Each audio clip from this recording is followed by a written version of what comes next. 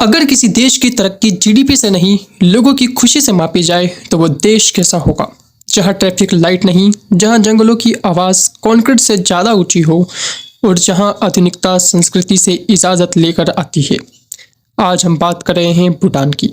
हिमालय की गोद में बसा एक छोटा सा देश जो भारत और चीन के बीच शांत खड़ा है। यहाँ पहाड़ सिर्फ जमीन नहीं, आस्था है। यहाँ नदियाँ सिर्फ पानी नहीं, जीवन है। भूटान का कुल क्षेत्रफल छोटा है, लेकिन इसकी सोच दुनिया से बड़ी है। यह देश 4 भौगोलिक हिस्सों में बटा है। ऊंचे हिमालय ग्लेशियर, मध्य पहाड़ी इलाके, हरी भरी घाटियां, दक्षिण के उपोष्ण जंगल। भूटान का 70% से ज्यादा हिस्सा आज भी जंगलों से ढका हुआ है। कानून के मुताबिक यह प्रतिशत कभी कम नहीं हो सकता। भूटान मानता है अगर प्रकृति बचेगी तो इंसान भी बचेगा। सदियों तक भूटान ने खुद को दुनिया से अलग रखा। विदेशी लोगों का प्रवेश लगभग नामुमकिन था। इसके अलगाव की वजह डर नहीं है, बल्कि अपनी संस्कृति को बचाने की जिद है। 1907 में भूटान में वांगचुक वंश की राजशाही की शुरुआत हुई, लेकिन भूटान की राजशाही दूसरे देशों जैसी नहीं रही। यह सत्ता नहीं, सेवा का प्रतीक बनी। 2008 में भूटान ने खुद लोकतंत्र अपनाया। राजा ने अपनी ताकत जनता को सौंपी। दुनिया में बहुत कम देश है जहां राजा खुद अपनी सत्ता छोड़ता है। जब पूरी दुनिया पैसों, फैक्ट्रियों और जीडीपी के पीछे भाग रही थी, तब भूटान ने एक अलग सवाल पूछा, क्या लोग खुश हैं? 1970 के दशक में चौथे राजा जिम्यो सिंग्यो वांगचुक ने कहा, देश की तरक्की ग्रॉस नेशनल हैप्पीनेस से मापी जाएगी।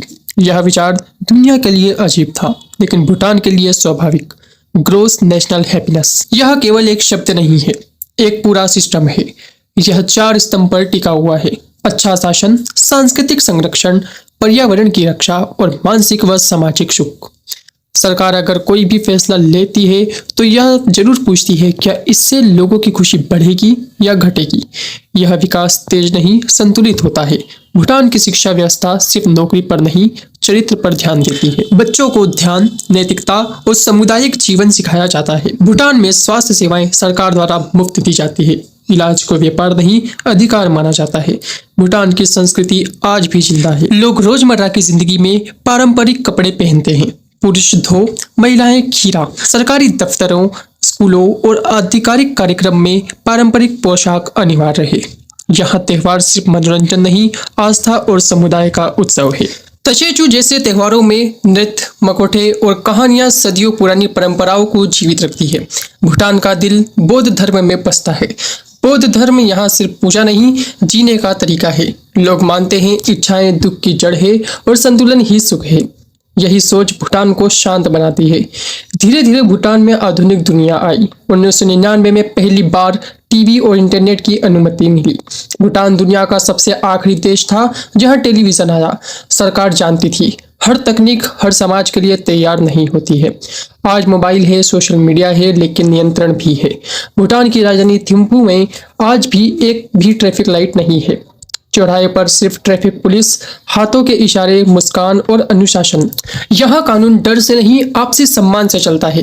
भूटान दुनिया का एकलौता कार्बन नेगेटिव देश है। यह जितना प्रदूषण करता है उससे ज्यादा प्रकृति को लौटाता है। यहाँ हाइड्रो पावर मुख्य ऊर्जा स्रोत है। बिजली बनाई जाती है बिना हवा को जहर बनाए। पेड़ काटना कानूनी अपराध है।